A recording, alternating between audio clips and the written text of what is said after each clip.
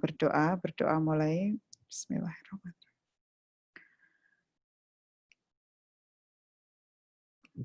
Oke, sekali lagi Bapak Ibu, terima kasih atas kehadiran Bapak Ibu di acara ini. Acara ini diselenggarakan oleh SMA Masa Depan yang baru berdiri tahun lalu. Jadi ini akan memiliki angkatan kedua di tahun depan insya Allah, dan sebagian dari cerita SMA ini telah dipresentasikan lewat video, dan mungkin di akhir acara juga teman-teman dari pendiri SMA Masa Depan akan bercerita tentang sekolah ini.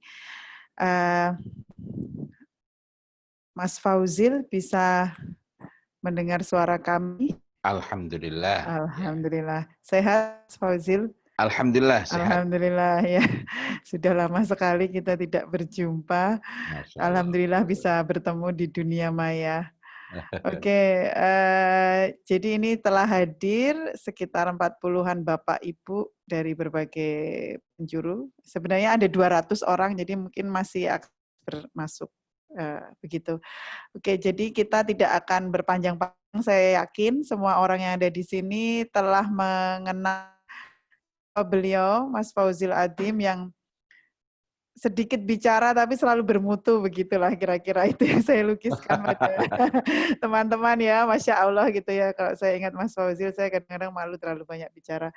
Terus Mas Fauzil ini banyak sekali karyanya, buku-buku tentang pendidikan, parenting, pernikahan, juga buku-buku tentang ya membuat kualitas manusia lebih baik begitu. Dan beliau ini alumni Fakultas Psikologi UGM, dulu sejak dari sebelum kuliah sudah menulis, dan kuliah menulis buku-buku yang sampai saat ini menjadi bestseller, artinya buku-buku klasik begitu yang dibaca sejak saya kuliah sampai sekarang saya anaknya 4, sudah lama alhamdulillah tetap up to date begitu.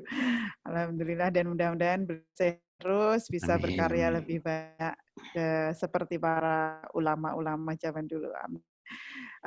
Sore hari ini kita ingin berdiskusi dengan Mas Fauzil tentang remaja gitu ya. Jadi kita sudah sangat tahu bahwa pada dasarnya ada harapan kita sangat besar itu ada remaja gitu ya. Namun kita sendiri merasakan misalnya di kampus gitu ya, sulit gitu mencari teman-teman yang integrated gitu, anak-anak mahasiswa yang integrated. Oleh karena itu kemudian kita mencoba untuk mempersiapkan dari SMA begitu, dan banyak tantangan lagi sih aja yang dengan berbagai ya godaan saat ini, banyak hal luar biasa yang menggoda remaja saat ini, itu tetap bisa menjadi anak-anak yang matang, yang serius, dan bahkan mampu untuk berempati pada permasalahan masyarakat dan umat pada umumnya, sehingga bisa menjadi pemimpin yang bisa kita harapkan gitu. Jadi itu yang ingin kita diskusikan sore hari ini. Silakan Mas Fauzil menyampaikan materi, karena kita waktunya nggak banyak. Nanti sepanjang perjalanan boleh ya Bapak Ibu, seandainya ada pertanyaan begitu, nanti mudah-mudahan kita ada waktu untuk berdiskusi. Monggo Mas Fauzil. Ya. Assalamualaikum warahmatullahi wabarakatuh. Waalaikumsalam warahmatullahi wabarakatuh. Innal hamdalillah nahmaduhu wa nasta'inuhu wa nastaghfiruh wa na'udzu billahi min syururi anfusina wa sayyiati a'malina. Man yahdihillahu fala mudhillalah wa may yudlil fala hadiyalah. Asyhadu an la ilaha illallah wahdahu la syarikalah wa asyhadu anna Muhammadan abduhu wa rasuluh la nabiyya wa la rasula ba'dah. Allahumma salli ala Muhammad wa ala alihi wa sahbihi ajma'in. Rabbi israh li sadri wa yassir li amri wahlul 'uqdatam min lisani yafqahu qawli ma ba'd. Karena remaja itu seharusnya adalah al-muharrik, penggerak. Jadi al-muharrikur ra'isul hayatil ummah, penggerak utama kehidupan sebuah bangsa, kehidupan masyarakat. maka tidak ada pilihan bagi kita kecuali menyiapkan anak-anak itu, kecuali membekali anak-anak itu, menata anak-anak itu, dan kalau sekiranya telah ada yang kita lalaikan di masa lalu terhadap salah satu, sebagian, atau bahkan hampir keseluruhan anak-anak kita, maka sekarang inilah saatnya bagi kita untuk berbenah, untuk menata. Tidak ada pilihan Kak bagi kita kecuali bergerak dengan himmah yang tinggi dan niat yang sahih. Karena dua hal inilah yang diperlukan.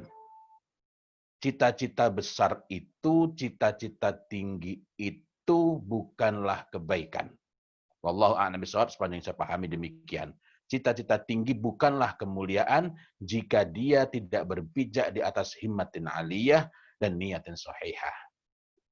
Bahkan andai kata dia bercita-cita hanya untuk dirinya sendiri, bukan untuk melakukan perubahan-perubahan besar bagi negerinya, bagi kampung tempat dia tinggal, tetap harus ada padanya himmatin aliyah wa niyatin sahihah. Itu artinya kita perlu memikirkan secara serius dua hal ini untuk kita bekalkan, untuk kita tanamkan pada anak-anak kita. Kapan seharusnya? Seharusnya ketika kita berbicara pada ranah keluarga, maka seharusnya ini masa sebelum mereka balik. Masa sebelum mereka mumayyiz berarti masa tufulah, masa kanak-kanak ketika di TK dan ketika mereka di SD. Akan tetapi ketika itu tidak terjadi, maka sesungguhnya para ulama menyebutkan bahwa asyabab qarib minal fitrah.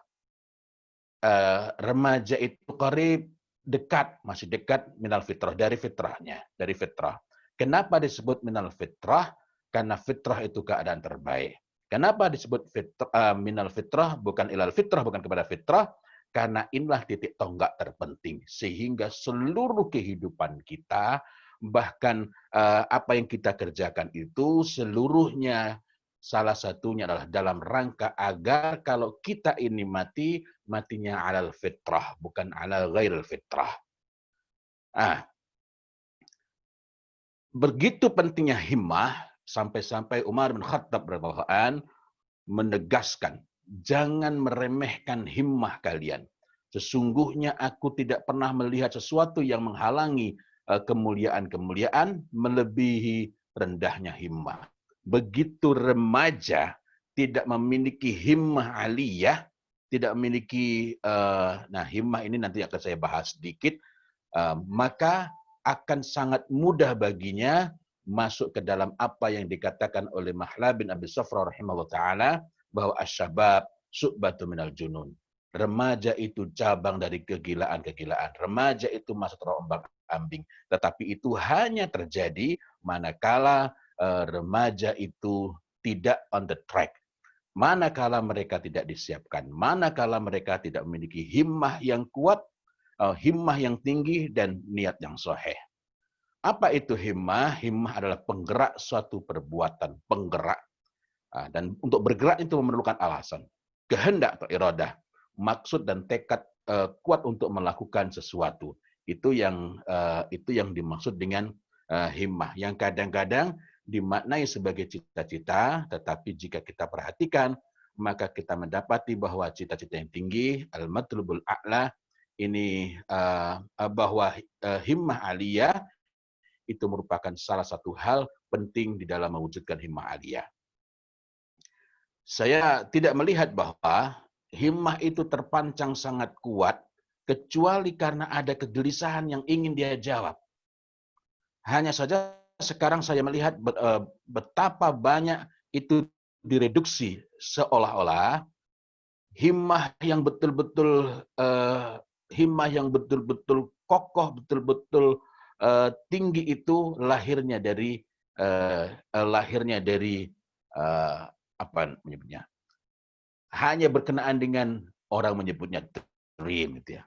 Tetapi kalau saya mempelajari dalam sejarah, kalau saya mempelajari orang-orang besar itu, mereka bahkan ketika berjuang habis-habisan, bahkan bukan karena memikirkan kebaikan dirinya, melainkan karena kerisauan. Kerisauan itu pula yang menjadikan ada seorang yang dia bahkan banyak orang yang tak mengenalnya. Saya pun ketika ini tadi mau menyebutkan telah lupa namanya. Dan dialah yang kemudian menemukan seorang Ertugrul. Yang Ertugrul ini akhirnya tersuntikkan kegelisahan itu. Karena ada yang ingin dia perbaiki, ada yang ingin dia benahi. Dan itu bukan cuma sekedar memperoleh sesuatu. Dan ketika dia tidak berhasil, dia wariskan itu kegelisahan itu kepada anaknya, kepada keluarganya, kepada keturunannya, seterusnya. Hingga pada generasi kesekian, barulah 248 tahun kemudian, atau 254 tahun kemudian, sejak didirikannya Daulah Utsmani, barulah Muhammad Al-Fatih mampu mewujudkan sebagian di antara apa yang telah digariskan, yakni Futuhat Konstantinia.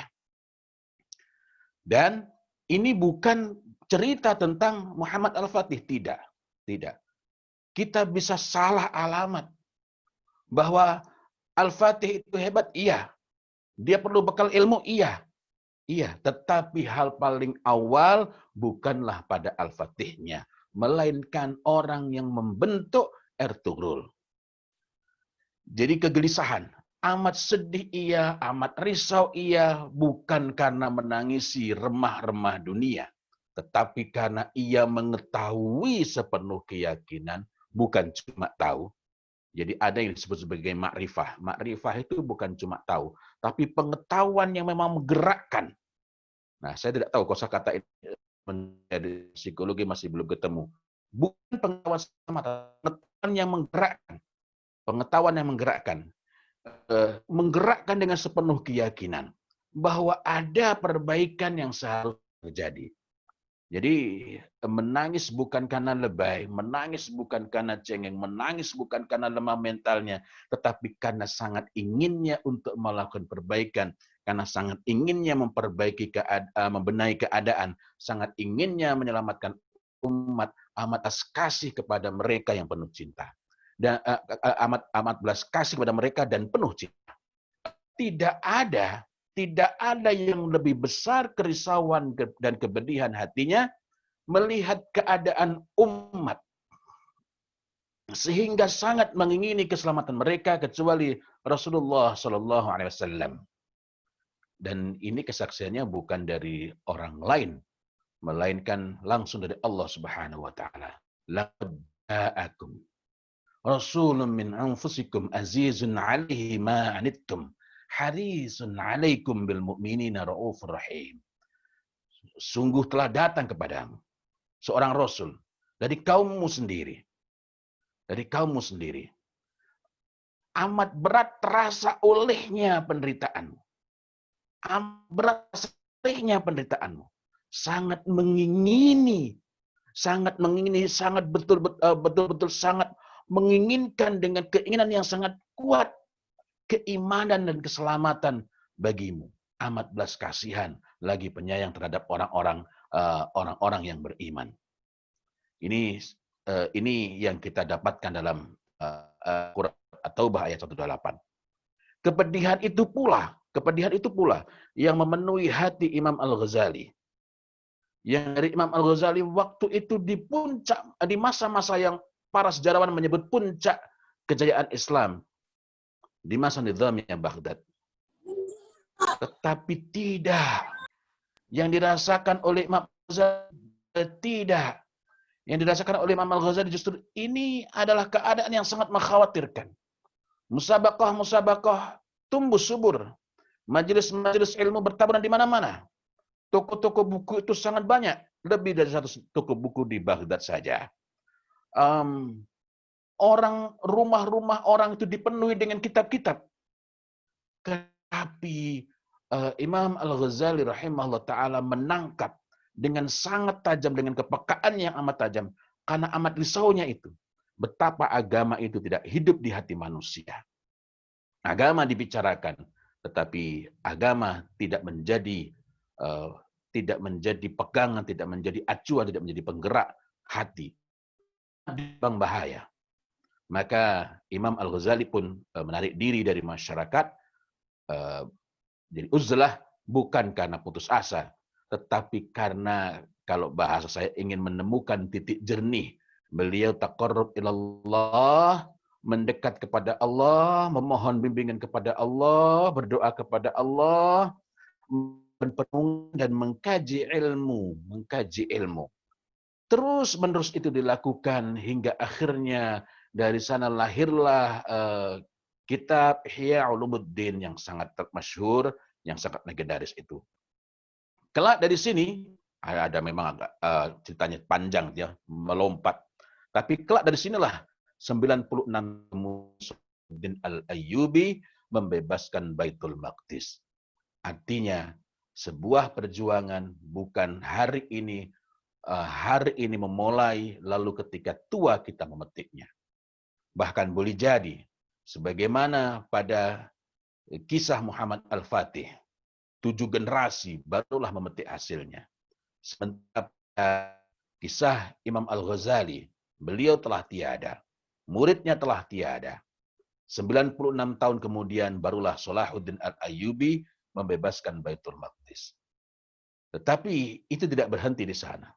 Kita melihat, dan ini pula yang saya pikirkan. Saya kalau diminta berbicara tentang ini sebenarnya agak gimana begitu ya, saya melihat apa yang sudah saya perbuat ini. Apa yang dapat saya siapkan. Saya hanya berusaha untuk menulis sedikit untuk remaja, dan mudah-mudahan ini masih Allah mampukan, Allah kuatkan untuk dapat terus menulis dan bertemu dengan mereka. Saya teruskan lagi. Ada hal yang sangat menarik. Apakah itu dari Muhammad Al-Fatih? Apakah itu dari Salahuddin Al-Ayyubi? Kalau berkenaan dengan Rasulullah, beliau langsung dibimbing langsung. Ini apa namanya, agak khusus gitu ya. Tapi tetaplah kita mendapatkan justru dari beliau inilah kita mendapatkan bahwa yang tidak dapat kita tinggalkan segelisah apapun. Kegelisahan itu tidak cukup kecuali dengan bimbingan ilmu. Dengan bimbingan ilmu. Apapun itu, kita telah ditunjukkan oleh Rasulullah betapa ilmu. Beriman itu harus dengan ilmu. Meyakini harus dengan ilmu. Lembut harus dengan ilmu. Tegas harus dengan ilmu. Bahkan berprasangka baik pun harus dengan ilmu. Orang mengatakan hikmah adalah kekayaan muslimin yang tercecer. Dan itu betul, itu sahih. Tetapi untuk mengetahui ini hikmah juga dengan ilmu. Dan Masya Allah, sudah kuat tekadnya, sudah terlatih dalam berbagai medan peperangan, sudah tergembleng ruhiyahnya. Tetapi itu pun ketika Salahuddin Al-Ayyubi hendak melakukan pembebasan Baitul Maqdis, setelah langkah-langkah yang amat panjang membebaskan berbagai wilayah, maka gurunya Ibnu Asakir membekali ilmu diniyah sudah ada pada dirinya. Keimanan Masya Allah. Ia amat kuat keimanannya. Amat besar kedekatan kepada Allah Subhanahu wa taala. Tetapi dunia ini masih merasa perlu membekali. Apa itu? Dituliskanlah untuk Salahuddin Al-Ayyubi ini Tarikh Ad-Dimashqi. Tarikh Ad-Dimashqi ini pembekalan sejarah. Dan ketika itu Ibnu Asakir menulis tanpa ada laptop, tanpa ada Google dan lain-lain. Hanya dengan pena yang tidak bisa terus mengalir. Puluhan jilid. Sekitar 80 jilid. Dan tiap-tiap jilidnya itu Masya Allah tebal sekali. Saya sendiri belum pernah pegang kitabnya, tetapi berencana dalam waktu dekat ini karena saya dengan beberapa rekan diajak untuk ikut tur dalam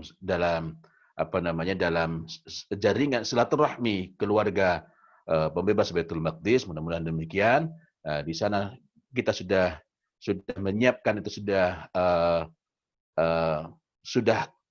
ada itu Tarikh ad-Dimashqi itu, dan Masya Allah, lihat saja sudah masih kita merasakan betapa jauhnya kualifikasi kita. 80 jilid. Tiap-tiap jilid 1000 halaman. Dan itu ditulis oleh seorang guru sebagai untuk muridnya. Kita teruskan kembali. Jadi begitu kita tidak memiliki sesuatu yang kita risaukan, menyiapkan generasi apa yang kita risaukan, anak-anak apa, kerisauan apa yang kita tanamkan kepada mereka, maka tidak ada lagi alasan yang kuat untuk berserius terhadap segala hal yang bermanfaat.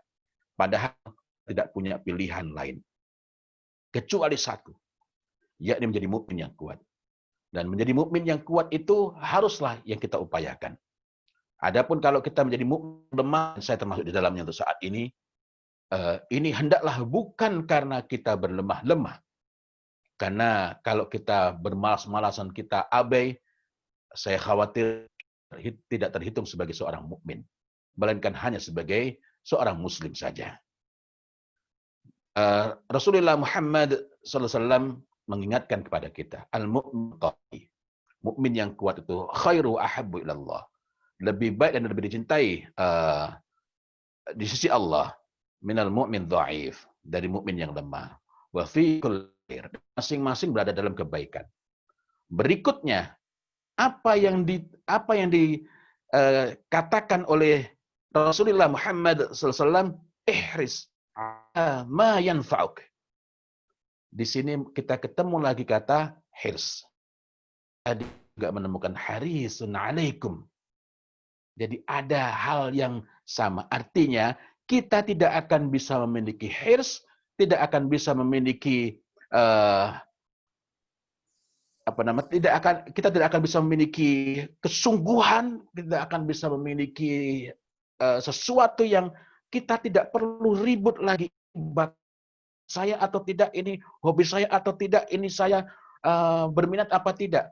Tetapi begitu ini bermanfaat, maka karena keyakinan kepada keimanan kepada Allah dan Rasulnya itu, saat itulah kita bersungguh-sungguh terhadap terhadap segala sesuatu yang bermanfaat, karena menghargai di antara yang menajamkan kepekaan kita tentang ini bermanfaat atau tidak, bukan ini saya unggul atau tidak, karena memang berpikirnya bukan tentang dirinya sendiri, ialah apa menyebutnya itu? Ialah kerisauan itu, ialah kepedihan hati itu, atau kuat kehendak yang kuat untuk melakukan perbaikan itu. Wallahu a'lam bishawab. Saya kira itu sebagai apa yang dapat saya sampaikan. Mudah-mudahan yang sedikit ini bermanfaat. Dan kalau ada yang benar itu dari Allah, dan kalau ada yang salah itu dari diri saya sendiri. Ingatkanlah saya dengan akhlak seorang mukmin kepada saudaranya, yakni dengan tawassul bil haq, wa tawassul bis sabr, wa tawassul bil marhamah. Itu saja. Saya kembalikan kepada Mbak Diana, monggo. Terima kasih Mas Fauzil, ini sangat menggugah kita gitu ya, untuk ternyata kuncinya adalah menanamkan kegelisahan yang tentu saja tidak sekedar itu, tapi artinya itu membuat remaja itu bisa gelisah gitu ya.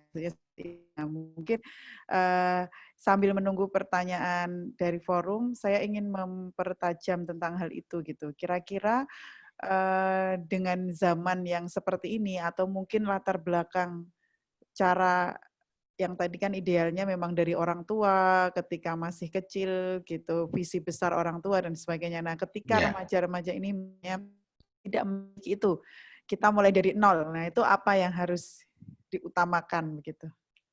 Ya. Jika kita memperhatikan perubahan-perubahan besar yang terjadi, betapa banyak tokoh-tokoh itu lahir bukan karena ayahnya. Di antara yang berprestasi, Salahuddin Al-Ayyubi adalah pamannya.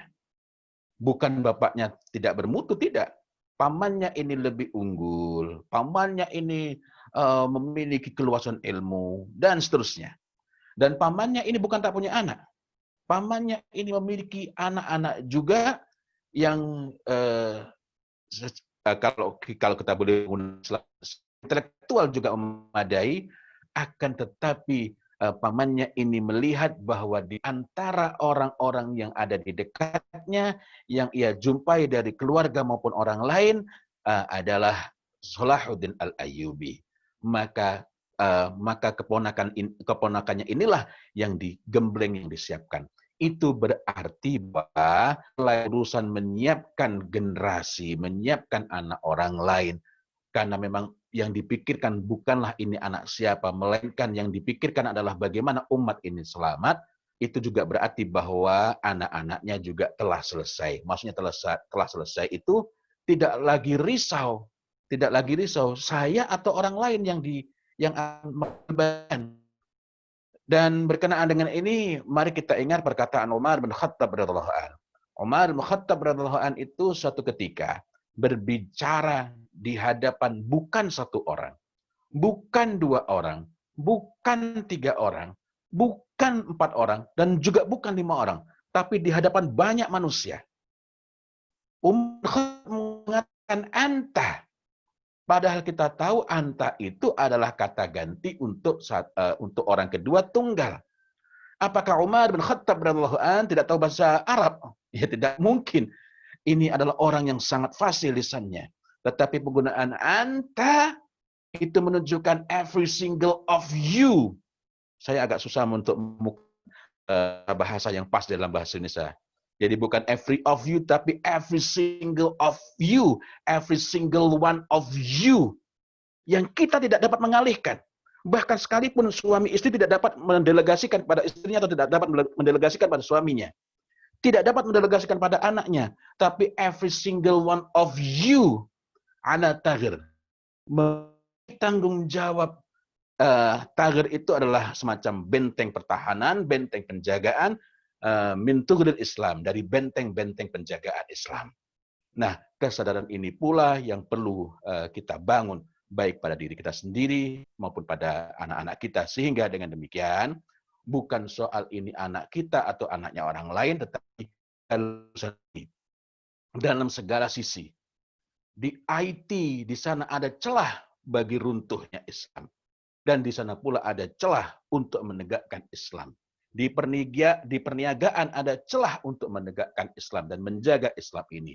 Di semua urusan yang bahkan yang seakan-akan tidak ada kaitannya dengan dinul Islam, tegaknya Islam ini, di sana ada peluang, di sana merupakan benteng-benteng penjagaan dari merupakan benteng penjagaan dari benteng-benteng penjagaan Islam ini.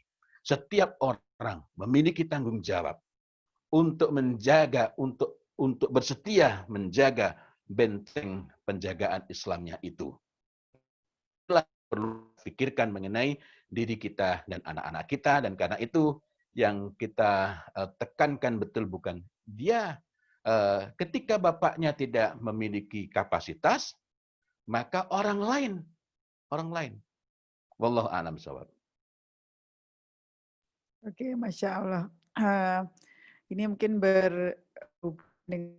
disampaikan nih, bagaimana peran guru dan orang tua dalam mendidikan anak di tengah sumber informasi yang banyak, apa yang tetap harus dipertahankan dan dikembangkan? Ya. Ya. Sebenarnya tantangan zaman tidak berubah. Tadi saya ingin menyinggung sedikit. Karena begini, kalau kita yakin bahwa dinul Islam ini aturannya berlaku hingga akhir zaman, Al-Quran itu berlaku hingga akhir zaman, As-Sunnah itu berlaku hingga akhir zaman, dan dua-duanya ini Al-Quran dan As-Sunnah itu merupakan sebaik-baik jawaban terhadap segala yang ada di segenap zaman, maka itu artinya tantangan-tantangan pokoknya sama. Bentuknya saja yang berbeda. Sepeninggal Rasulullah Muhammad SAW, muncullah Musailamah Al-Kadzab. Artinya biangnya hoax. Sudah ada. Dan beberapa waktu sesudah Rasulullah Muhammad SAW mulai yang awalnya hanya mengumpulkan hadis, mulailah amat dirasakan perlu. Karena pusaka bagi umat Islam ini hanya dua, yakni Al-Quran dan As-Sunnah, maka harus dapat dipastikan ketika sesuatu itu dinisbahkan kepada Rasulullah Muhammad SAW, itu berarti betul-betul dari Rasulullah Muhammad sallallahu alaihi wasallam. Dari sana akhirnya lahirlah ilmu ilmu hadis ya. Ilmu untuk memastikan sebuah perkataan itu hadis atau bukan. Hadis atau bukan. Sehingga dari sana pula akhirnya kita dapati ada hadis mau hadis palsu, bukan hadis tapi dianggap hadis. Ada yang hadis dhaif, yang dhaif jiddan maupun yang dhaif bukan bukan berarti menganggap enteng ya, sekedar lemah. Ada yang juga sangat lemah. Nah, artinya kaidah-kaidah ini perlu kita tanamkan pada anak. Hari ini memang kita merasakan jauhnya kita dari ilmu. Semisal suatu saat ini, mohon maaf, ini tidak berbicara dalam konteks politik, tapi berbicara dalam konteks ilmu. Suatu saat ada yang tanya kepada saya, Ustadz, ini gimana kalau ada perkataan begini, pendapat begini mengenai termogan itu? Maka sederhana saja, saya menjawab, itu orang pendidikannya apa? Belajar tentang itu di mana? Dia mendapatkan kualifikasi itu dari mana? Mendapatkan syahadah dari mana? Mendapatkan tazkiyah dari mana? Ketika tidak ada, maka sikap yang paling ringan, paling memuliakan ialah meninggalkan pendapatnya. Ini majhul. Itu minimal majhul. Meninggalkan itu sikap yang paling ringan. Padahal boleh jadi sikap kita adalah mardud, menolaknya. Nah, ketika itu ada pada kita, maka kita tidak perlu risau dengan yang disebut orang sekarang ini banyak hoax di mana-mana itu. Karena tinggal kita periksa, ini termasuk yang dapat diambil ataukah tidak. Contohnya lagi, artinya ini memang perlu kita bekalkan. Anak-anak juga perlu kita bekali mana pendapat, kemudian mana zon, persangkaan, mana waham. Waham itu kalau Al-Juwaini menyebutkan adalah sesuatu yang keyakinannya itu di bawah 50%. Ini pemaknaan bebas ya, artinya tingkat keyakinannya, kemungkinan benarnya itu sangat kecil. Seseorang berkata, misalkan saya kuliah di Fakultas Psikologi. Tapi ketika saya berbicara pada tingkat yang lebih advance, walaupun saya kuliah di psikologi, saya ketika itu tidak mengambil tes grafis, misalnya. Maka kalau saya berbicara tentang tes grafis, meskipun saya kuliah di Fakultas Psikologi, kedudukan saya majhul. Gitu ya. Saya masyhur barangkali. Masyhur itu terkenal. Gitu ya. Itu pun bagian kenal sebenarnya. Gitu ya. Tetapi bukan berarti saya itu dikenal dalam urusan itu. Kalau saya majhul, walaupun saya itu kuliah di Fakultas Psikologi, ijazahnya dapat ditunjukkan, maka saya tidak memiliki otoritas untuk berbicara. Sebenarnya enak kalau begitu ya. Saya kuliah betul di UGM, tapi Fakultasnya Psikologi. Terus maka saya bukan hanya majhul, saya ini adalah orang yang bodoh, gitu ya. Dan ketika saya menyampaikan ini harusnya begini, sementara saya tidak memiliki bekalan ilmu dari tempat lain, saya berpendapat, saya menyampaikan itu tidak atas tidak dapat mendatangkan hujah yang dapat diterima menurut kualifikasi ilmu, maka apa yang saya katakan itu bukan pendapat. Itu adalah waham. Nah, jika begitu sederhana. Ya, sederhana.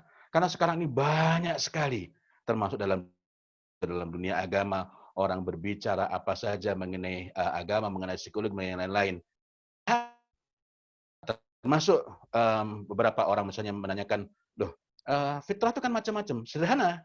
Itu dasarnya karena fitrah itu merupakan istilah syariat, maka pemaknaannya harus sesuai dengan makna syariatnya. Begitu tidak ada dasar hujahnya, ini bukan pendapat, tapi waham. Nah, artinya sebenarnya kaidah-kaidahnya nggak berubah, nggak berubah. Tinggal contoh kasusnya saja kan itu.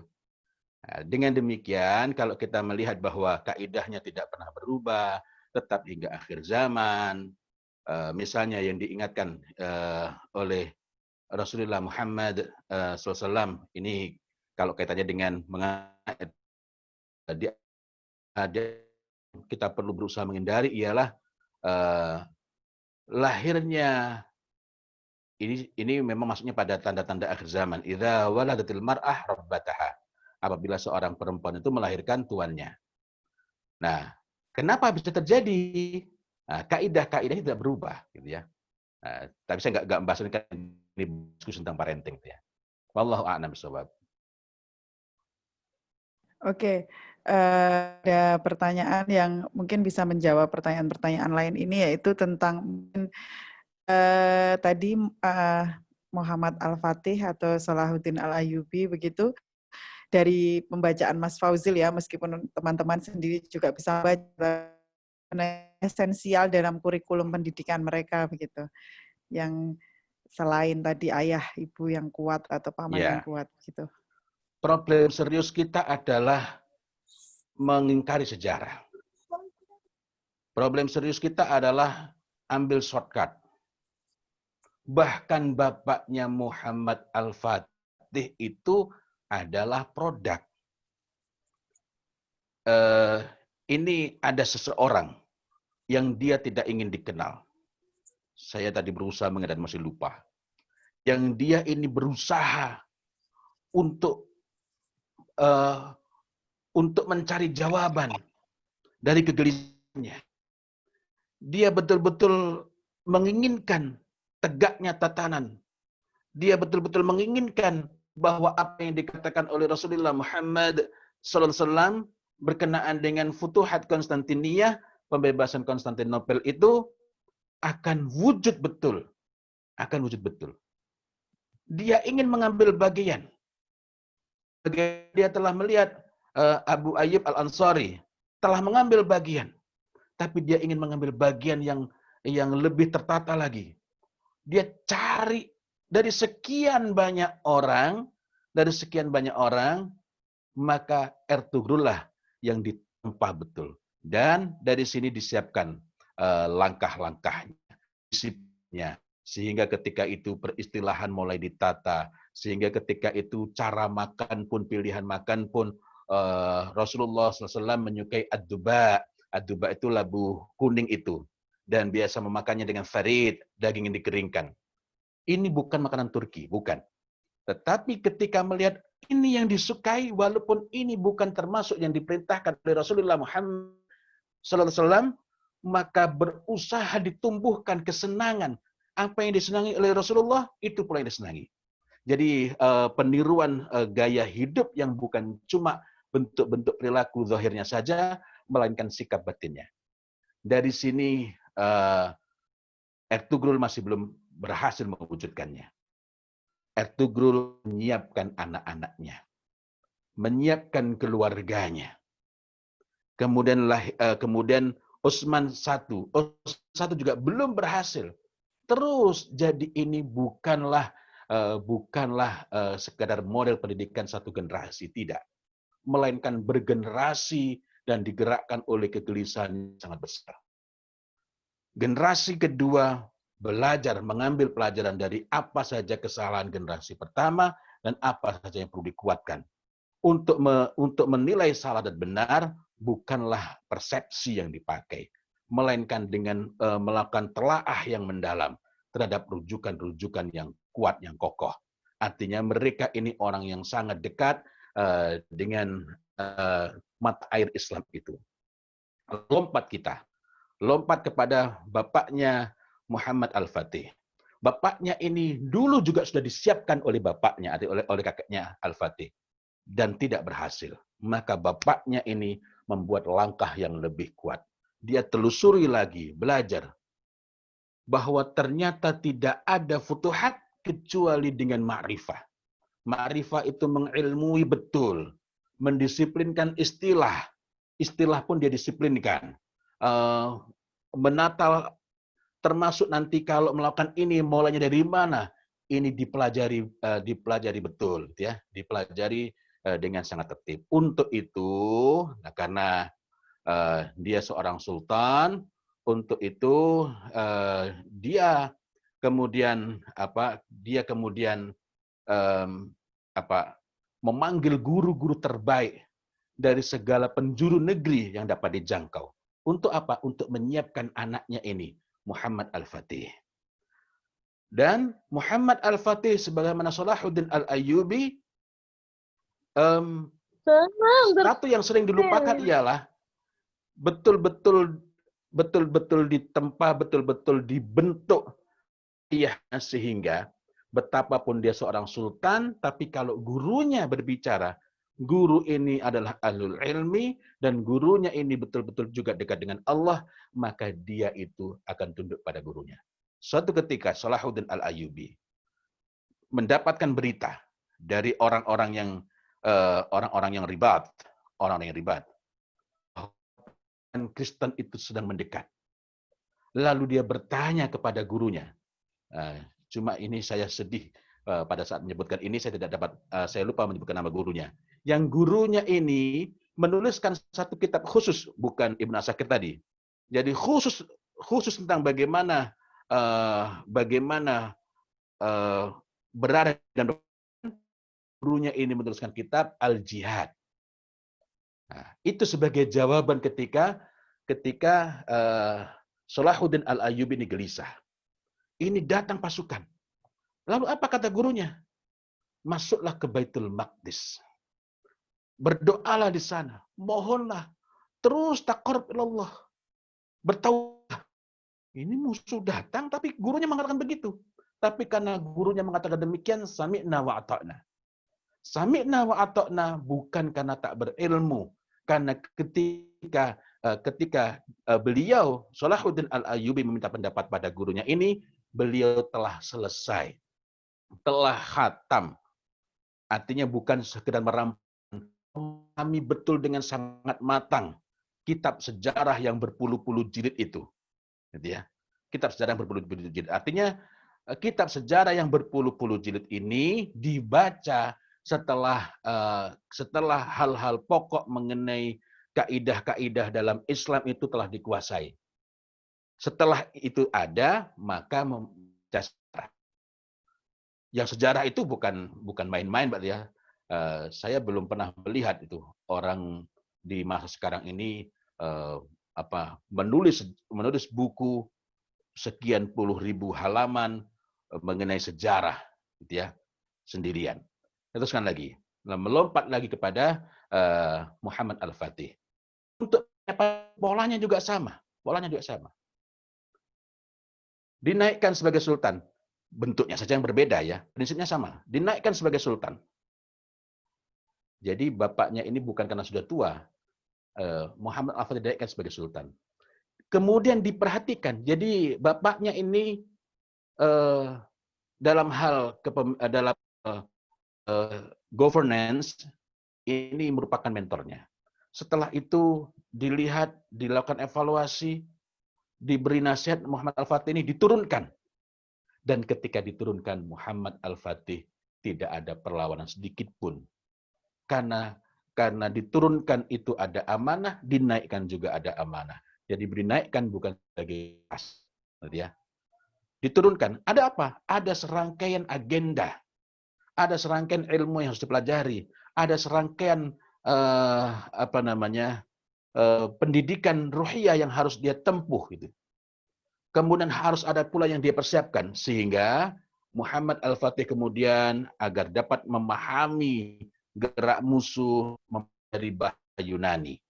Ya, bahasa Konstantin. Muhammad Al-Fatih menguasai 9 bahasa. Selain bahasa Turki dan bahasa Arab. Jadi kalau begitu saya tengok diri saya, anak-anak saya ini pantasnya di mana ini untuk menjadi generasi pembebas Baitul Maqdis. Naik lagi jadi sultan. Setelah itu dan diturunkan bukan cuma sekedar diturunkan, ada evaluasi, ada semacam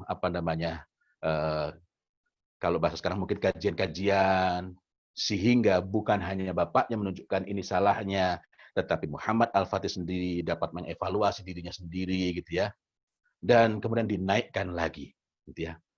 Dan lihat pembekalan ilmu bahkan ketika hari Futuhat itu di situ didampingi oleh gurunya, guru yang paling berpengaruh baginya dalam soal ilmu maupun ruhiyah, yakni Ak Samsuddin. Di mana Muhammad Al-Fatih di bagian paling depan, Ak Samsuddin juga di bagian depan. Dan Samsuddin itu terus berdoa sambil mengawasi keadaan. Sewaktu-waktu dia memberikan masukan kepada Muhammad Al-Fatih. Panglimanya Muhammad Al-Fatih. Tetapi ketika Ak Samsuddin memberikan perintah, memberikan saran kepada Muhammad Al-Fatih, maka kedudukannya adalah murid kepada guru. Masya Allah, ini adab yang luar biasa gitu ya. Artinya di sana ada sekian banyak hal yang perlu dipersiapkan, bukan cuma sekedar pola asuh gitu ya. Dan jangan keliru, keberhasilan itu bukan keberhasilan a single person. Bukan. Karena sebagaimana di masa Salahuddin Al-Ayyubi, begitu pula masa ketika Muhammad Al-Fatih ini membebaskan Konstantin, yakni pedagangnya, petaninya, ahli fisikanya, dan lain-lain. Semuanya berpikir, semuanya mengambil bagian untuk Futuhat Konstantinia. Jadi, seorang Muhammad Al-Fatih di tempat yang salah tidak akan menghasilkan Futuhat. Tidak akan menghasilkan Futuhat. Ini yang kerap kali keliru karena kerangka berpikir kita lebih banyak masih menggunakan kerangka berpikir, if you have a dream, you will get it. Ya. Padahal di sini bukanlah berbicara mengenai Muhammad Al-Fatih semata-mata. Ya. Dan kita melihat, Masya Allah, begitu terbebaskan Konstantinia itu, yang dilakukan pertama kali oleh Al-Fatih apa? Bukan merayakan, tapi memenuhi wajahnya dengan debu untuk menunjukkan ini bukan kehebatan Al-Fatih. Nah, ini hal-hal yang saya kira perlu difikirkan kembali berkenaan dengan keyakinan kita, cara pandang pokok kita, kemudian bagaimana kita menyiapkan anak-anak, dan jika melihat pada bagaimana Muhammad Al-Ghazali, Imam Al-Ghazali merisaukan Baitul Maqdis, salah satunya Baitul Maqdis, itu terwujudnya 96 tahun kemudian. 96 tahun bukan dengan pewarisan yang sifatnya garis lurus keluarga tidak, tetapi meluas, masyarakatnya pun siap ke sana. Tukang sapunya pun siap ke sana. Karena anta ala taghr min tughril Islam. Jadi penjual makanannya pun mereka menjual dan sekaligus mempersiapkan diri untuk menjadi bagian dari Futuhat Baitul Maqdis. Dalam konteks Muhammad Al-Fatih menyiapkan diri untuk Futuhat Konstantinia. Wallahu a'lam bishawab. Masya Allah, terima kasih sekali sudah merangkumkan, mengingatkan kita kembali tentang semangat itu, Mas Fauzil. Sayang sekali waktunya tidak banyak, dan mungkin satu kalimat penutup, begitu, monggo. Setelah itu jika Mas Fauzil ada acara lain, monggo kalau mau kundur. Karena tadi contoh-contohnya banyak melebar ke Salahuddin Al-Ayyubi, melebar ke Konstantinopel, walaupun mereka semua itu bergerak bukan karena memimpikan sebagai panglima, tapi ada satu poin penting yang perlu kita ingat, bahwa Askaria, kekuatan militer itu bukanlah kekuatan paling awal. Siasi, kekuatan politik juga bukan kekuatan paling awal. Askaria itu kekuatan akhir. Ketika telah sampai kepada mereka itu ma'rifah. Dan ma'rifah itu bukan cuma sekedar pengetahuan, bukan cuma sekedar ilmu. Ma'rifah yang bersih, ma'rifah yang jernih. Ma'rifah yang utuh, ma'rifah yang lengkap. Ini dimiliki bukan hanya pada tingkat elitnya, melainkan pada keseluruhannya. Yang membedakan adalah keluasan ma'rifahnya dan kedalamannya. Maka dikarenakan mereka ini menyadari betul bahwa semua ini bergerak atas dasar ma'rifah, maka yang lebih sempit pengetahuannya, yang lebih dangkal pengetahuannya, disebabkan adabnya juga terbentuk, mereka ini taat, tidak merasa, wah saya yang harus tampil. Itu pula yang menyebabkan orang dengan ringan hati ketika melihat bahwa untuk amanah ini, yang lebih mungkin adalah anak saudaranya, maka dia bukan lebih ini anak saya saja biar nanti yang sukses itu anak saya. Artinya ketika kita masih berpikirnya tentang kita atau orang lain dan bukan berpikir mengenai amanah dari Allah Subhanahu wa taala ini, artinya kita masih jauh dari melahirkan sosok-sosok seperti mereka ataupun yang mendekati mereka. Wallahu a'lam bishawab. Matur nuwun sangat. Terima kasih. Mohon maaf untuk yang bertanya bisa terjawab. Semoga semua ini tadi mendasari apa yang kita pelajari bersama. Terima kasih. Monggo Mas Fauzil jika ingin meninggalkan tempat silahkan. Matur nuwun. Sekarang kita akan memperkenalkan tentang SMA masa depan gitu ya, yang kurang lebih lahir dari kegelisahan terhadap apa yang terjadi pada masyarakat kita gitu ya, dan ini sebuah persembahan lah. Saya pamit dulu nggih. Nggih, monggo. Nggih, assalamualaikum. Waalaikumsalam warahmatullahi wabarakatuh. Jadi SMA masa depan ini logonya adalah merah. Ini sebenarnya merah putih, tapi karena ada di gambar biru jadi kelihatan ya. Pesawat merah putih yang menerobos sonic boom, jadi lompatan luar biasa gitu ya. Kita berharap sekolah ini bisa melahirkan generasi yang bisa menjawab permasalahan-permasalahan masyarakat di sekitar kita gitu, dan secara luas lagi begitu ya. Dan ini tadi adalah yang dijelaskan oleh Mas Fauzil yang menurut Jemaah Indonesia seperti ini, dan lebih dalam lagi dengan bahasa Inggris karena bahasa Inggris lebih ini gitu ya, lebih kaya seperti tadi yang ceritakan Mas Fauzil kan. Jadi sampai ciri Rasul itu sampai grieving gitu ya, sampai dia itu benar-benar sangat menakutkan kalau umat gitu menderita gitu ya. Jadi sangat penyayang, sangat empati terhadap penderitaan umatnya. Jadi kita ingin melahirkan anak-anak yang seperti itu, yang sangat menjadi solusi banyak permasalahan bangsa ini maupun di dunia secara umum begitu ya. Jadi ini berawal dari juga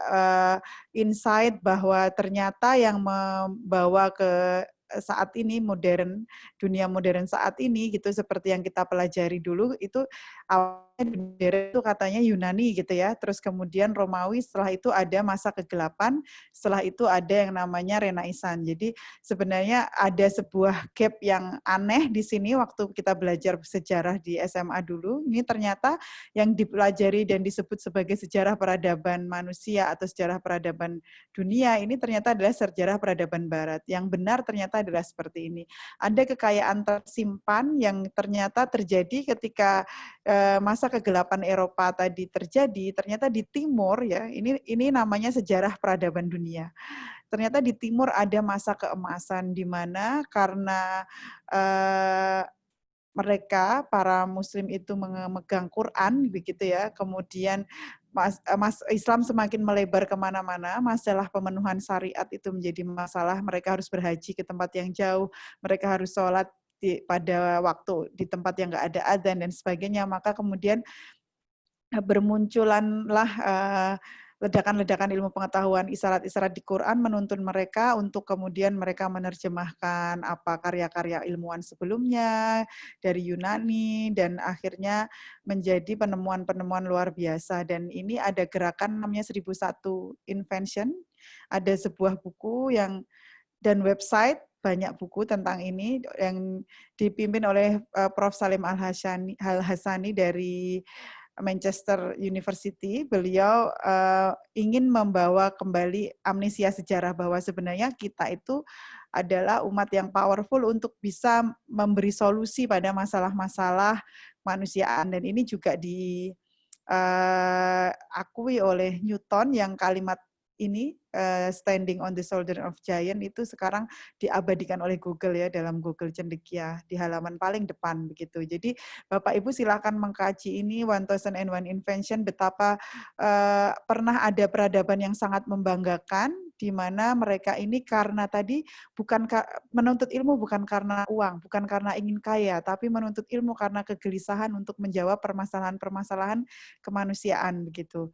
Dan Bapak Ibu bisa lihat ada filmnya, ada berbagai info tentang ini di 1001 Invention, dan ini hal ini menginspirasi kami untuk mendirikan sebuah sekolah yang mampu gitu ya tadi benar-benar mengenal sejarah sehingga mereka tumbuh menjadi remaja-remaja yang sangat mencintai ilmu untuk menyelesaikan masalah masyarakat. Dan kuncinya ternyata adalah tadi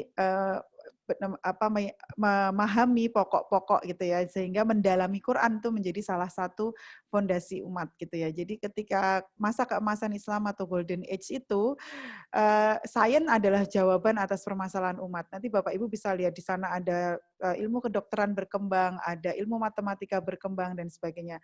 Keingintahuan menuntun semangat untuk menuntut ilmu, mengungkap kebenaran, dan hampir semua ilmuwan adalah polymaths, multidisiplin. Jadi mereka itu ada yang sastrawan, tapi juga ahli fisika, mereka juga ada yang dokter, juga psikolog, dan seterusnya. Tidak ada dikotomi ilmu dunia dan akhirat. Yang dipikirkan adalah impact gitu ya. Jadi kita ingin dalam pendidikan ini memberi makna baru tentang kesuksesan. Selama ini mungkin yang dikenal oleh orang-orang atau dikenal oleh kita sendiri, sukses itu adalah bekerja di mana, kemudian kaya dan sebagainya, tapi ternyata sukses itu artinya mampu memberi impact yang besar untuk masyarakat atau menurunkan visi semangat-semangat tadi ya pada generasi-generasi berikutnya gitu ya. Dan ya kita yakini bahwa sebenarnya kita perlu mendidik remaja yang punya kepemimpinan, komitmen dan semangat juang dan empati pada derita masyarakat gitu. Oleh karena itu kita ingin mengenalkan SMA masa depan sebagai SMA yang seperti ini. Silakan Mbak Zakia. Ya.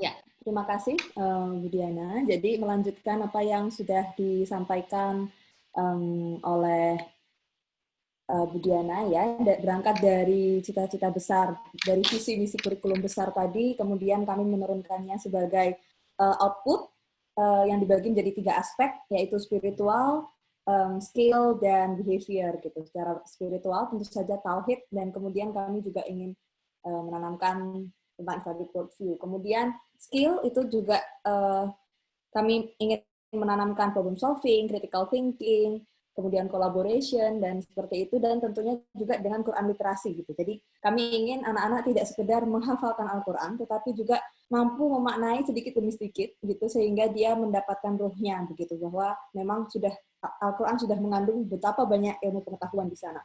Nah, kemudian yang terakhir behavior, ini terkait dengan perilaku anak-anak mempunyai growth mindset, kemudian open-minded dan toleran, seperti itu. Nah, mungkin next. Kemudian dari situ kami juga menurunkan 3 ciri khas proses pembelajaran di SMA masa depan, begitu. Jadi ada 3 ciri yang ingin kami tonjolkan. Yang pertama adalah pembelajarannya akan Quranik, jadi pada pemaknaan ilmu berbasis Quran. Kemudian kontekstual, pemaknaan ilmu dengan konteks di kehidupan nyata, dan scientific and fun gitu. Jadi kami juga menerapkan project based dan integrated learning. Artinya kami menghadirkan anak tidak kami tuntut untuk menghafalkan materi, tetapi kami berusaha menghadirkan aktivitas-aktivitas yang secara tidak langsung sebetulnya anak bisa belajar dari situ gitu.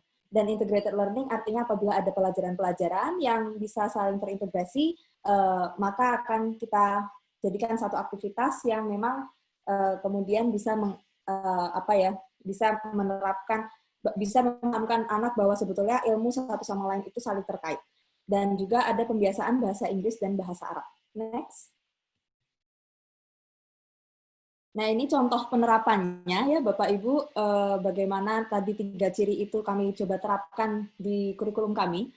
Contohnya misalnya ada project Corona Going Viral gitu. Jadi aktivitasnya mengumpulkan data, membuat model matematis untuk menganalisis fenomena pandemi corona ini gitu. Nah, di situ sebetulnya kita bisa berangkat dari ayat Al-Qur'an bahwa di surat Al-Baqarah ayat 26 telah disebutkan gitu bahwa Allah tidak malu membuat makhluk semisal nyamuk atau yang lebih kecil dari itu, misalnya virus seperti itu ya. Dan setelah itu kami juga akan mengintegrasikan ada pelajaran matematika, di situ ada fungsi eksponensial, biologi ada virus dan sistem imun, critical thinking, dan juga bahasa Indonesia di mana murid bisa menganalisis teks editorial tentang berita-berita tentang pandemi corona ini. Next.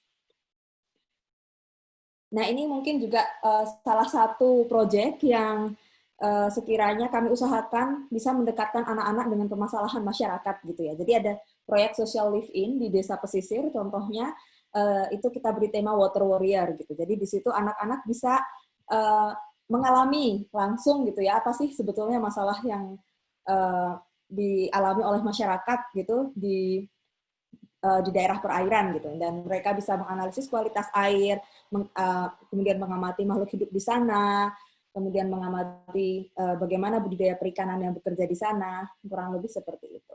Next. Nah, kemudian juga tema-tema pembelajaran yang lain juga kami usahakan untuk bisa dikaitkan dengan sejarah yang sudah sejarah ilmuwan Muslim, bagaimana ilmuwan Muslim itu telah membuat karya di bidang tersebut gitu ya. Misalnya ada kita kaitkan dengan kisahnya Jabir Ibnu Hayyan di pelajaran kimia. Kemudian juga ketika belajar trigonometri itu misalnya kita kaitkan dengan bagaimana Al-Batani dan Al-Biruni itu mendiscover bagaimana arah kiblat gitu ya. Sebetulnya mereka itu menerapkan fungsi-fungsi ini gitu ya, menerapkan konsep dari trigonometri dan fungsi trigonometri. Contohnya seperti itu. Dan ini tidak kalah penting juga, kami membekali anak-anak dengan kurikulum agama, yaitu ada fokus pemantapan fondasi bahasa Arab di semester pertama, mereka belajar nahwu shorof, kemudian juga tajwid dan tahsin, dan juga dibekali dengan fikih dan Islamic worldview. Dan kemudian kami juga ke depannya selama 3 tahun, anak-anak akan dibekali materi-materi seperti akidah, usul fikih, ulumul Quran, ulumul hadis, sirah nabawiyah, sirah ulama, dan kisah dan khutbah. Next. Ya, ini contoh pembelajaran yang sudah kami terapkan di tahun ajaran ini gitu. Jadi di awal kami menerapkan orientasi siswa, itu kami berusaha membakar motivasi siswa gitu ya dengan menceritakan menceritakan golden ages gitu ya. Jadi membangkitkan semangat mereka untuk menuntut ilmu, mencontoh dari ilmuwan-ilmuwan Muslim. Kemudian tapi kami juga membekali mereka dengan bagaimana caranya ada menuntut ilmu, kemudian tips-tips bagaimana learning how to learn seperti itu.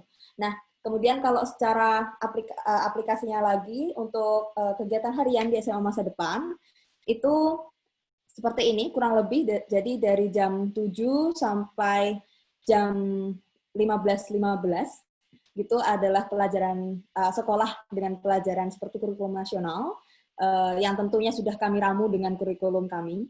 Dan di tengah-tengahnya ada power nap, tidur siang. Kenapa? Karena sebetulnya anak-anak itu mulai aktivitas dari jam 3:30, dari tahajud, kemudian mereka ziyadah, kemudian sholat subuh, kemudian ada belajar bahasa Arab juga, sampai akhirnya mereka sekolah sampai sore. Setelah itu nanti ada ekskul, dan sejak menjelang maghrib mereka sudah bersiap-siap untuk kurikulum agama, gitu ya, diawali dengan al-maksurat, sholat maghrib, tilawah, diselingi makan malam. Setelah itu mereka mulai pelajaran agama sebelum jam tidur. Nah ini dengan kegiatan yang seperti ini juga kami berkomitmen untuk tidak membebani anak dengan begitu banyak tugas. Jadi tugas itu kami selesaikan di jam pelajaran tersebut, sehingga ketika malam juga mereka bisa fokus di kurikulum agamanya. Next. Nah, itu tadi ketika offline. Nah, sekarang dengan kondisi online seperti ini jadwal yang kami terapkan gitu ya. Jadi, dari jam 7 sampai jam 11 itu pelajaran tatap muka virtual gitu. Jadi, selalu dari jam 7 sampai jam 11 itu ada tatap muka dengan gurunya dan dengan teman-temannya. Kemudian tugas mandiri siangnya, kemudian sore ada jam pelajaran bahasa Inggris bersama native. Kemudian nanti malamnya ada kurikulum agama. Nah, pagi dan sorenya ada ziyadah dan murojaah yang didampingi oleh pembimbing tahfidz kami yang hafizah seperti itu. Nah, ini juga yang ingin kami tekankan bahwa kami ini konsepnya memang boarding school, tetapi kami ingin membawa konsep family friendly boarding school. Jadi meskipun di asrama, tetapi kami ingin melibatkan keluarga secara optimal gitu ya. Jadi sepekan sekali bagi anak yang memang rumahnya dekat-dekat, sepekan sekali diperbolehkan pulang. Kemudian mereka boleh melakukan kegiatan bersama keluarga seperti itu. Dan kemudian juga selama di asrama akan ada kakak asrama yang mencintai adik-adiknya dengan tulus. Kemudian juga kami akan berusaha menerapkan anti-bullying, anti-pendisiplinan negatif, jadi kami pakai konsep disiplin positif, dan tentu saja secara garis besar tujuan kami adalah mengutamakan kesejahteraan psikologi siswa. Nah, ini juga satu hal yang menjadi ciri khas kami, gitu. Jadi di samping pelajaran biasa, kalau hari Sabtu itu kami ada kelas psikologi dan kelas leadership, gitu ya. Jadi kalau kelas psikologi, kami ingin mengasah anak-anak ini untuk bisa mengenal dirinya lebih baik dan lebih dalam, meneladani ulama, untuk membawa mereka memiliki motivasi berprestasi. Kemudian juga ada pengembangan skill dasar ilmuwan, manajemen emosi dan empati, serta nanti di kelas 3 kami akan membuat pelatihan gitu ya, bagaimana cara memburu beasiswa ke timur dan ke barat.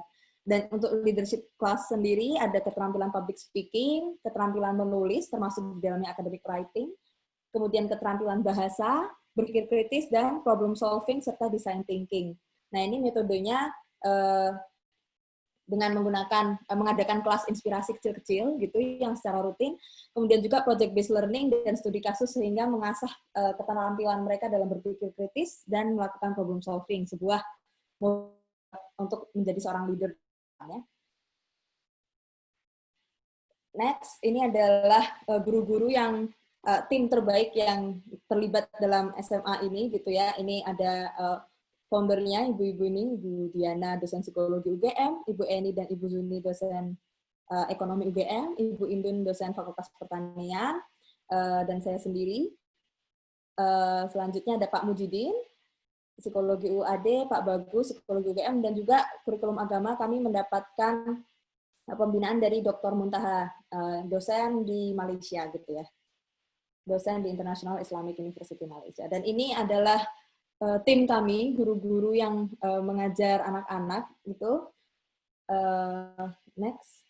Mungkin secara singkat kami kenalkan sedikit, ada Pak Mail selaku kepala sekolah. Beliau dulunya sempat menempuh pendidikan di Yaman, namun karena ada kondisi yang tidak memungkinkan, akhirnya beliau melanjutkan kuliah di Indonesia. Tetapi ini yang membuat beliau fasih dalam berbahasa Inggris dan bahasa Arab.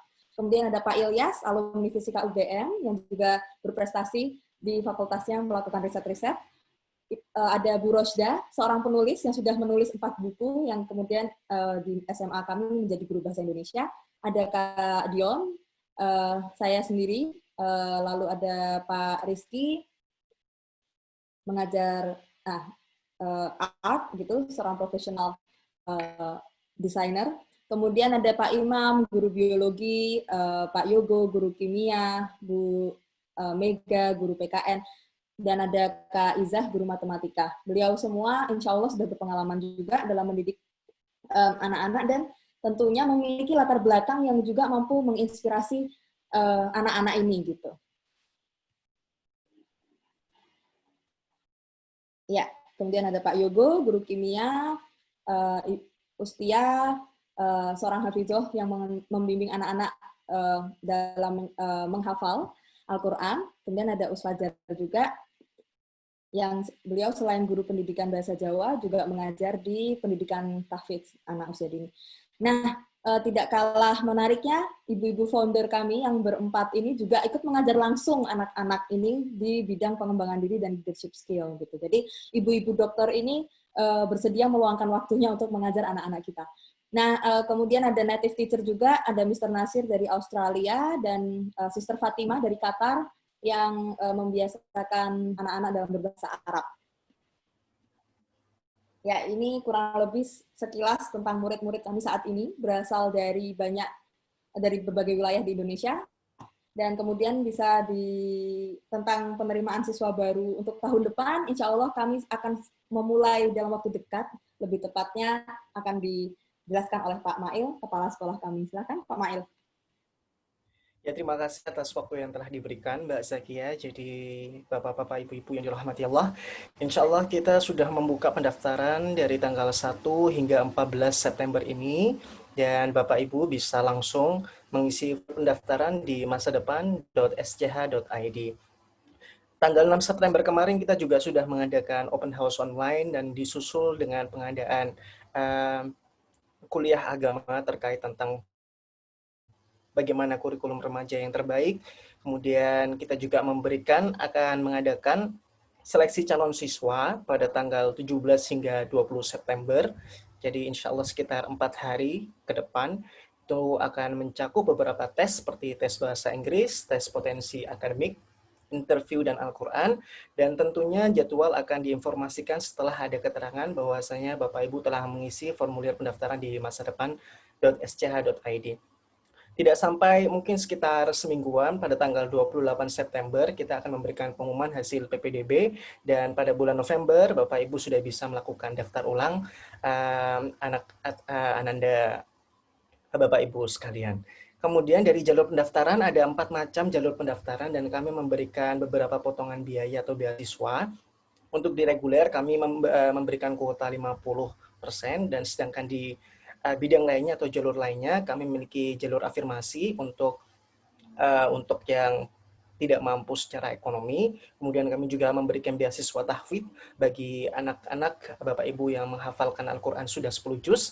Kemudian kami juga mendukung sekali keterlibatan anak-anak Bapak Ibu sekalian bila memiliki prestasi, baik melalui nilai ujian sekolah atau UNAS, ataupun dari perlombaan di apapun tingkatnya, dari kota, kabupaten, provinsi, nasional, internasional, ataupun memiliki kemampuan bahasa Arab dan bahasa Inggris yang luar biasa. Kami akan dengan senang hati menerima dan membuka tangan seluas-luasnya untuk anak-anak Bapak-Bapak Ibu sekalian. Mungkin itu informasi terkait PPDB dari SMA Masa Depan. Terima kasih.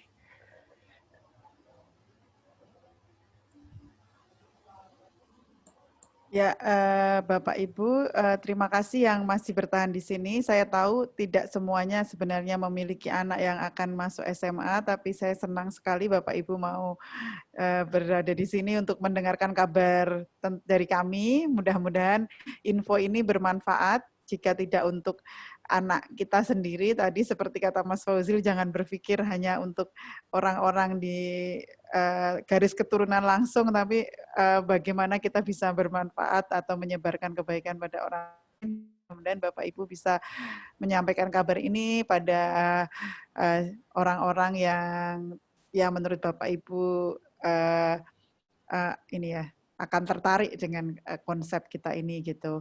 Mohon doa restu untuk pelaksanaan SMA Masa Depan. Monggo silahkan jika ada yang ingin diperdalam atau yang ingin bertanya, silahkan.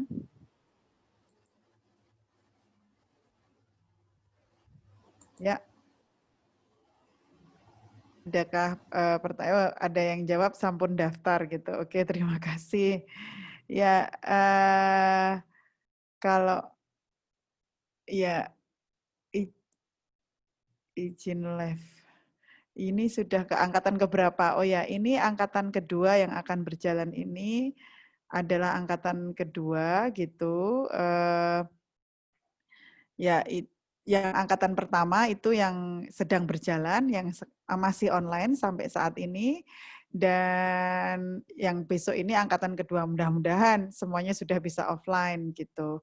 Terus kemudian lokasi di mana? Lokasi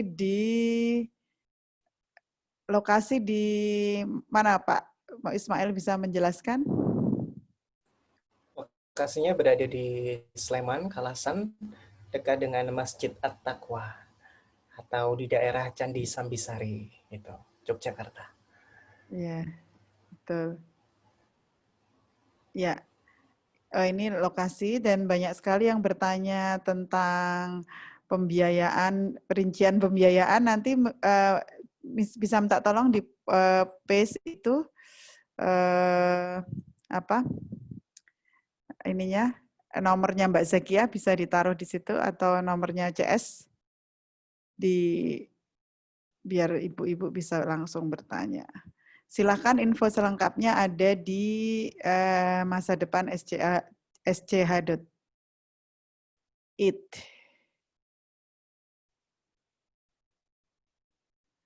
Apakah ada yang ingin memperdalam tentang kurikulum dan sebagainya? Monggo dipersilahkan.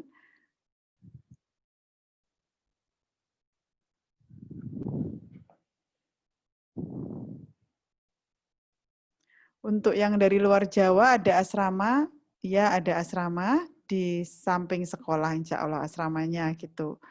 Pendaftaran gelombang 2 kapan Mbak Zakia? Akan kami informasikan setelah kami selesai melakukan gelombang pertama ya, tetapi akan lebih baik kalau gelombang pertama bisa ikut. Iya. Ya. Bukan paket C, betul, ini bukan paket C, ini SMA di bawah dinas, begitu, ya. Cuman mungkin menyambung yang tadi gelombang 2, rencana kita sebelum akhir tahun ya, Bu Diana? Ya, sebelum akhir tahun, sebelum Desember. Ini kami membuka gelombang 1 sekarang karena didorong oleh permintaan popular demand gitu ya. Jadi disuruh cepat-cepat gitu oleh para ini gitu. Oh, target output lulusan Mbak Zakia, monggo.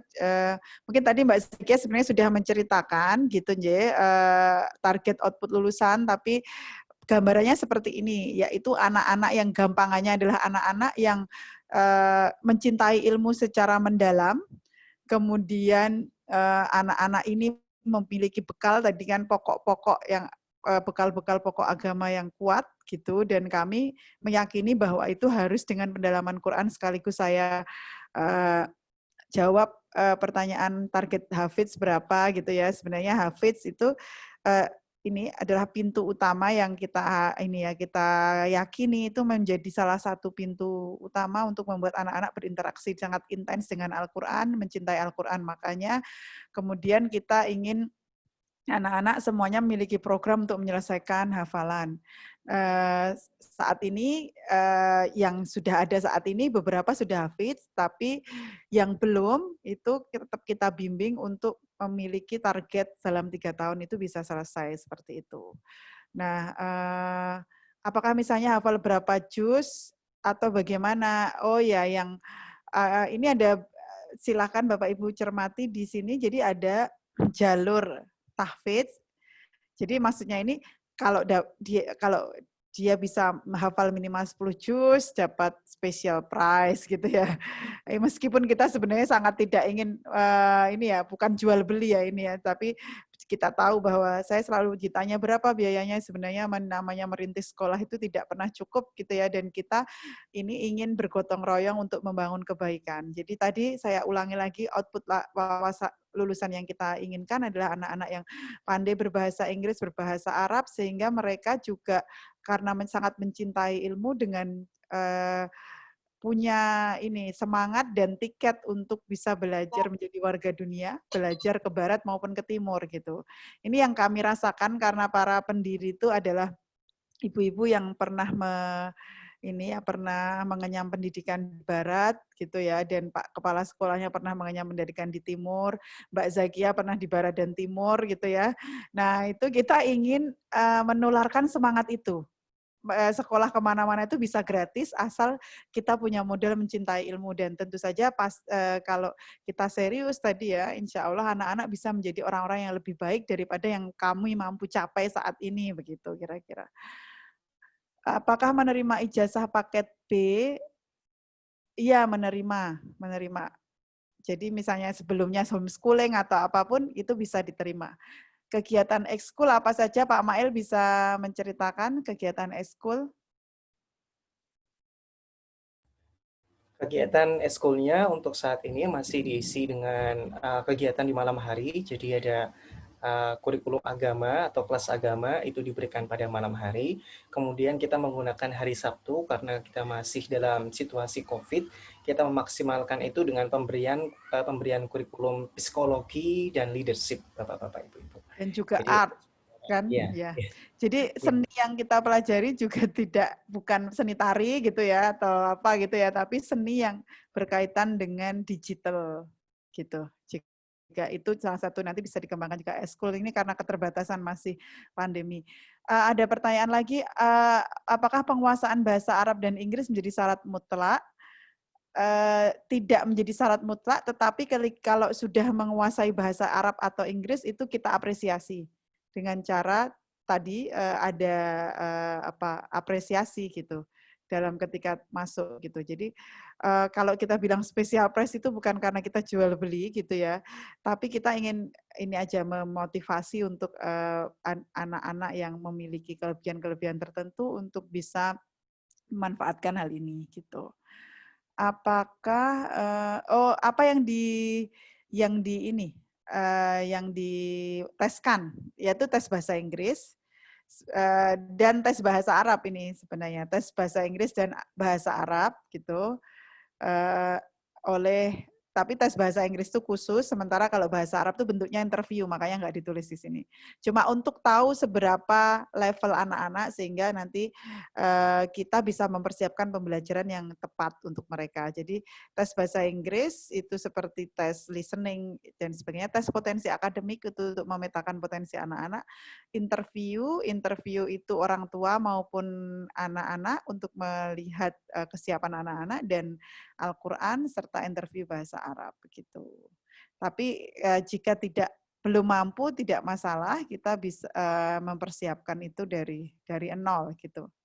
Jadi meskipun gurunya native gitu, tapi kita tidak ini gitu ya, artinya tidak memasang harus seperti ini. Para native itu menurunkan standar ke bawah dulu, baru kemudian akan dikelompokkan menurut ini kemampuannya gitu.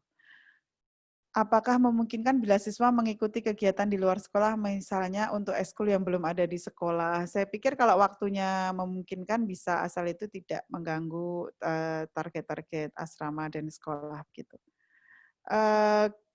Gelombang pertama yang diterima berapa? Kita kalau pertanyaan itu mungkin lebih mudah menjawabnya adalah yang kami terima semuanya nanti itu hanya satu rombel. Yaitu karena ini sekolah baru, itu kami hanya diizinkan oleh dinas menerima satu rombel.